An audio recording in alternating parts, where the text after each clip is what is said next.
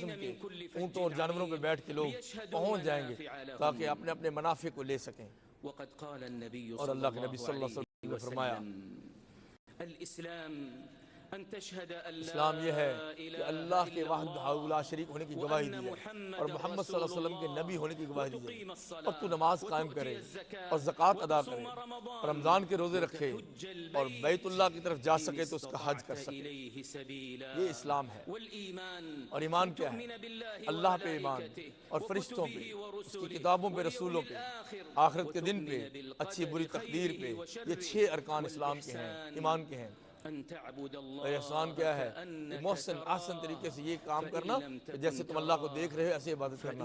یہ اس تصور نہیں آ سکتا تو اللہ ضرور تمہیں دیکھ رہا ہے۔ اے مومنو، یہی اللہ کا دین ہے، وہ یہی شریعت ہے جو اللہ نے پسند کیا مخلوق کے لیے اور رحم کیا اس کے ذریعے، اور یہ خیرات لے کے آتا ہے دین اور برائیاں دور کرتا ہے لوگوں سے۔ یہ برکت کا ذریعہ ہے، اور یہیں سے پیغمبر اسلام پہ نازل ہوا عرفات کے دن۔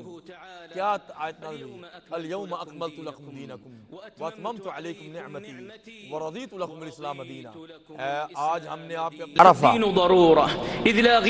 یہ ضروری چیز ہے، اس کے بغیر اللہ کی اطاعت نہیں ہو سکتی۔ اسی لیے تو اللہ نے بندے کو پیدا کیا ہے۔ اللہ فرماتے ہیں میں نے جن و انس کو اپنی عبادت و اطاعت کے لیے پیدا کیا۔ اللہ فرماتے ہیں اے نبی پاک فرمائیے کہ لوگوں، اللہ نے مجھے عدل کا حکم دیا ہے اور مسجدوں میں نماز پڑھیں اور اخلاص کے ساتھ اللہ سے دعائیں کریں۔ اور فرمایا ہم نے ہر امت میں رسول کھڑا کیا، کیا کہ وہ لوگوں سے کہیں کہ صرف اللہ کی عبادت کرو اور طاغوت یعنی مشرک شیطان سے بچو۔ ان میں سے کچھ لوگوں کو ہدایت ملی، اس پہ تقدیر غالب آ گئی، وہ گمراہ ہو گئے۔ اور زمین میں دیکھو کیا کیا انجام ہوا جھٹلانے والوں کا۔ اور اللہ نے فرمایا اپنے مال جان کی حفاظت کے بارے میں فرمایا کیا؟ کسی انسان کو ناحق قتل مت کرو اور اپنے آپ کو بھی نہ مارو، اللہ تم پہ رحیم ہے، برسی کلنگ نہیں۔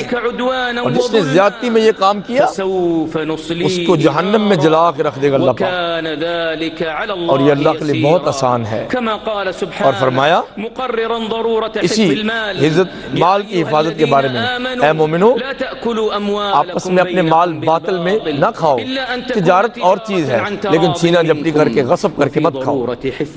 اور عقل کی حفاظت میں فرمایا اے مومنو یہ جو شراب ہے، جوا ہے، پانسے ہیں، یہ سارے گندی چیزیں ہیں، شیطانی عمل ہے، اس سے بچ کے رہو، فاجتنبوہ تاکہ تم کامیاب ہو جاؤ۔ شیطان اس کے ذریعے تمہارے اندر فرقت اور بغض ڈال دیتا ہے اور یہ اس سے بچ کے رہو، اور تمہیں رب کے ذکر سے دور کرنا چاہتا ہے اور نماز سے۔ کیا باز آتے ہو یا نہیں باز آتے؟ باز آ جاؤ۔ وجاءت نصوص الكتاب اور والسنة کتاب و سنت کی نصوص بالنهي عن الوقوع اتنی في ہیں أعراض الناس آ گئی ہیں کہ لوگ عزتوں میں نہ گھس جاؤ۔ اللہ فرماتے ہیں جو مومنوں کو اور مومن مردوں کو تکلیفیں دیتے ہیں، بہتان لگاتے ہیں، بہت بڑا گناہ اور بہتان اپنے ذمہ لیتے ہیں۔ اور اللہ نے فرمایا بے شک جو مومن عورتوں کو جو بولی بالی ہیں، غافلات مومنات، ان پہ زنا کی تہمت لگاتے ہیں، ان پہ اس دنیا میں بھی لعنت ہے اور آخرت میں دردناک عذاب ہے۔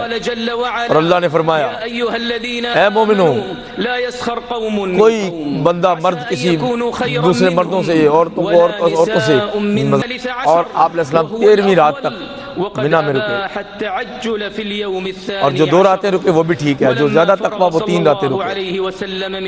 اور جہاں سے فارغ ہوئے پھر آپ نے سفر کیا، جاتے جاتے بیت اللہ کا طواف